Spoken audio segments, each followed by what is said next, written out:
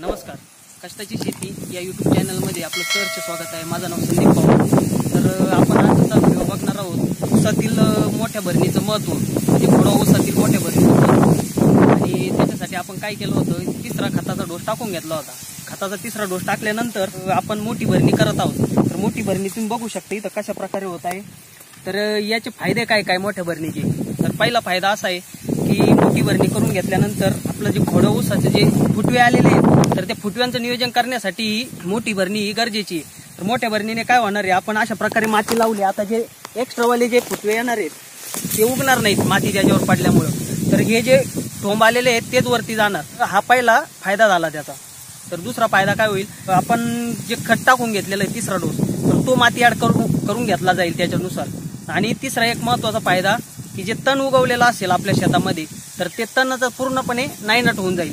तर अशा प्रकारे 3 महत्वाचे फायदे आहेत ह्या मोठी भरणी. तर मित्रांनो, ही मोठी भरणी कशा प्रकारे आपण कशी करतोय, कोणत्या ट्रॅक्टरच्या सहाय्याने करतोय, तर ते तुम्हाला लाईव्ह दाखवतो.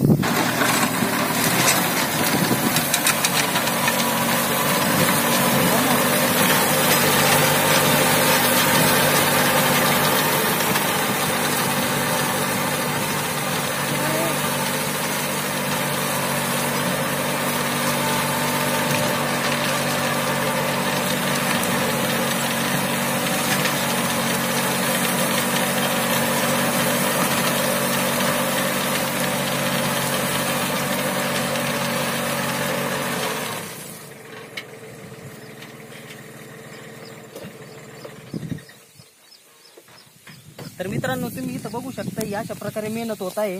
याने ना गवताचा पूर्ण समूळ नायनाट होतोय.